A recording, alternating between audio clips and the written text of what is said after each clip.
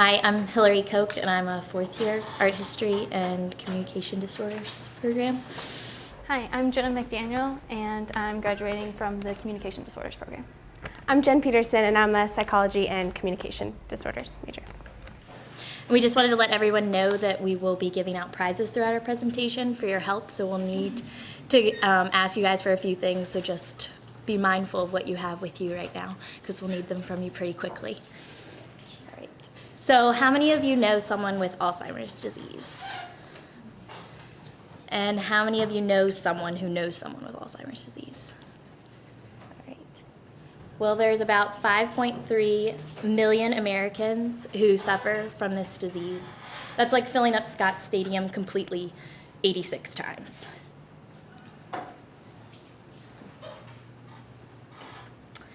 For those of you who said that you knew someone with Alzheimer's, you've probably noticed some changes in them over time. One thing would be with the ability to perform tasks.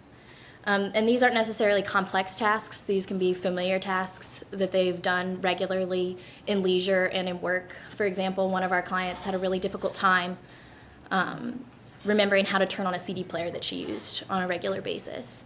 Another change would be in personality or mood. A lot of us have suffered from the tip of the tongue syndrome, where you can't quite find that one word that you're looking for. And a lot of people with Alzheimer's disease deal with this on a regular basis, and it becomes very frustrating and can definitely take a toll on their personality and their mood. And in addition to word finding difficulties, they also have difficulty with speech and repetitions of stories. So, for instance, one of our clients would tell us that she met her husband on a blind date, and she would tell us this pretty much every time we went to visit her, and multiple times throughout that visit. Okay, because of this growing population of individuals with Alzheimer's disease, we need new therapies to address their needs. So we decided to make a communication aid that features two main components. First, a family tree that displays pictures, and corresponding boxes, as you can see here, that contain objects that represent the personalities, occupation, interest of each family member displayed on the tree. We call this a sensory resource guide because the boxes provide sensory experiences, their visual, auditory, olfactory, or tactile experiences. In order to make this communication aid, we needed to learn about the family members of our participants with Alzheimer's. So we talked to their caregivers. We asked their family members to describe about 5 to 10 individuals close to the person with Alzheimer's. And from that, we generated a list of words to describe each person. And this is where we need your help, because we took these words and then we decided on objects to place in the boxes to represent them. So for example, for coin collector, we would place a coin in the box. So does anybody have a coin that we can place? Great. All right, so place that in the box, and then we'll give you a prize. Like a flip-flop maybe for beach bum, or movie tickets. Sunglasses for beach, okay, that works for beach. iPod for music lover. Or a phone for talkative. Phone for talkative. All right. Okay. Yeah. Thank you. Right. Sam, the student there. Okay, so if I missed you, just let me know and we can give these back at the end of the presentation. So that's what we would do. We'd come back to the lab and we'd think about these words and fill up our boxes. And we do that for each family member, and then we replace David's box with the rest of them for a total of 8 boxes and about 45 total objects for each complete guide. And as you can see, this is laid out systematically. It's very clean lines, simple, not patterns on the boxes. We don't want it to be distracting. We want it to be visually pleasing. And they're laid out so the participants can go through them left to right, just like reading, so a pattern they know.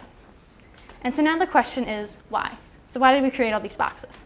Well, we wanted to improve communication of their participants with Alzheimer's about themselves and their family members. We also wanted to provide them with the support they needed, because they often forget details about their family members, even though that's really important to them. We also included the objects so that if they can't find the word, they can show. Oh, so your family member enjoys to read. It allows the communication partner to engage. It also provides a meaningful social interaction. It's a meaningful way to engage the person with Alzheimer's or memory loss with their family members, caregivers, and guests. Okay, so after we made the boxes, we wanted to see if it works. So what we did is we had 4 participants.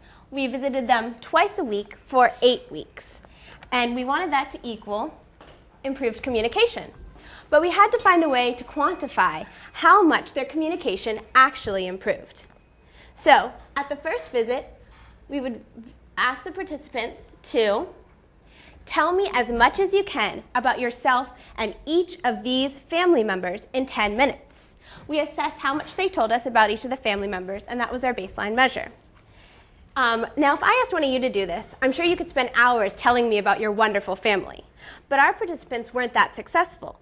They repeated stories, they couldn't find the right words, and most of the time we just sat there in silence for the 10-minute assessment. So we moved to the next step, the treatment sessions. During treatment, we trained the participants to systematically go through each family member's box and talk about each of the objects in the boxes. For example, if we had a participant who had a brother, David, that liked to read, we would say, David, reading, and we would make sure that they would say the target word reading before we went to the next one. We collected data at the end of each visit and at the end of the whole treatment session to measure the change of communication. We measured the change in communication by the number of target words divided by the target words said divided by the total number of target words we listed based on the objects. As you can see, our participants had improvement over the treatment sessions. They improved differently depending on each client. Each improved, but they improved in various ways. Some improved in their gestures, showing objects when they couldn't find the right words. Others had more focused, less repeated stories, and yet others learned the procedure of going through each box systematically to provide more content about more of their family members in the allotted 10-minute assessment. Alzheimer's disease is different for each individual, so each of the individuals responded differentially to our treatment. So now, this worked for our participants, but why does it matter? Well, first of all, it's an enjoyable and stimulating activity for persons with Alzheimer's disease and related disorders and their caregivers. It keeps them from just sitting all day and watching TV. And as one of our participants put it, she used the boxes to stimulate her mind. Secondly, it can be used in a social communication setting, in a nursing home, or with friends and family members to increase our participants' independence and communication and let them interact for themselves. Another advantage is that they're very easy to make. In fact, we made one in the short 10 minutes. So we just get some objects, put them in boxes, and the caregivers really enjoyed going through their pictures and family heirlooms to make these boxes. Finally, it's a great bridge between the generations.